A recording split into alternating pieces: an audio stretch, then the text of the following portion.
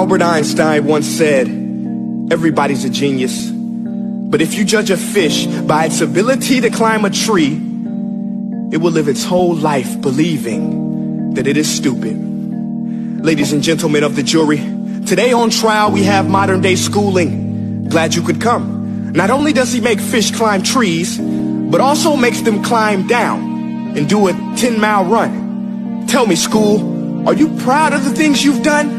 Turning millions of people into robots, do you find that fun? Do you realize how many kids relate to that fish swimming upstream in class, never finding their gifts, thinking they are stupid, believing they are useless? Well, the time has come, no more excuses. I call school to the stand and accuse him of killing creativity, individuality, and being intellectually abusive. He's an ancient institution that has outlived his usage. So, Your Honor, this concludes my opening statement, and if I may present the evidence of my case, I will prove it. Proceed. Exhibit A. Here's a modern day phone. Recognize it? Here's a phone from 150 years ago. Big difference, right? Stay with me. Here's a car from today. And here's a car from 150 years ago. Big difference, right? Well, get this. Here's a classroom of today. And here's a class we used 150 years ago. Now ain't that a shame? In literally more than a century, nothing has changed. Yet you claim to prepare students for the future?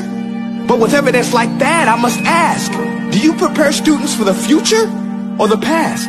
I did a background check on you and let the record show that you were made to train people to work in factories, which explains why you put students in straight rows, nice and neat, tell them sit still, raise your hand if you want to speak, give them a short break to eat, and for 8 hours a day tell them what to think. Oh, and make them compete to get an A letter which determines product quality, hence grade A of meat. I get it. Back then, times were different. We all have a past. I myself am no Gandhi. But today, we don't need to make robot zombies. The world has progressed. And now we need people who think creatively, innovatively, critically, independently, with the ability to connect. See, every scientist will tell you that no two brains are the same. And every parent with 2 or more children will confirm that claim. So please explain why you treat students like cookie cutter frames or snapback hats, giving them this one-size-fits-all crap. Watch your language. Sorry, Your Honor, but if a doctor prescribed the exact same medicine to all of his patients, the results would be tragic. So many people would get sick, yet when it comes to school, this is exactly what happens. This educational malpractice, where one teacher stands in front of 20 kids, each one having different strengths, different needs, different gifts, different dreams, and you teach the same thing the same way? That's horrific.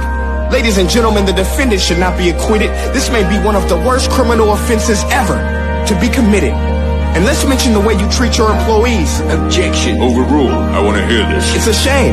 I mean, teachers have the most important job on the planet, yet they're underpaid? No wonder so many students are short-changed.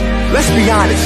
Teachers should earn just as much as doctors, because a doctor can do heart surgery and save the life of a kid.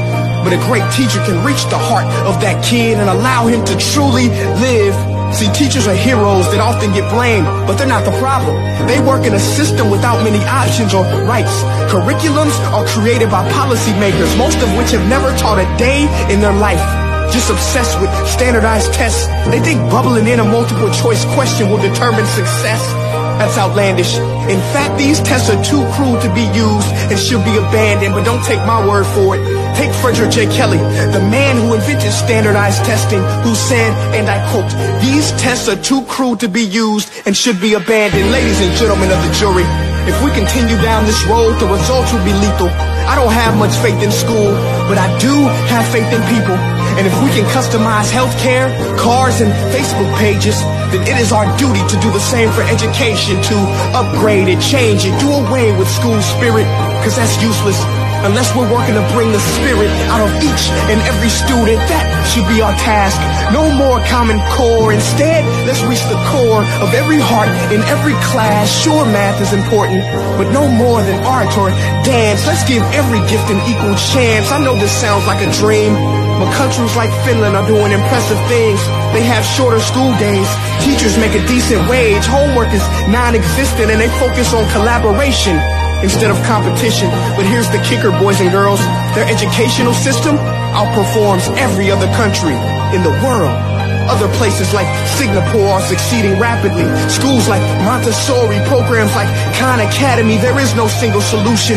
But let's get moving, because while students may be 20% of our population, they are 100% of our future. So let's attend to their dreams, and there's no telling what we can achieve. This is a world in which I believe, a world where fish are no longer forced to climb trees. I rest my case.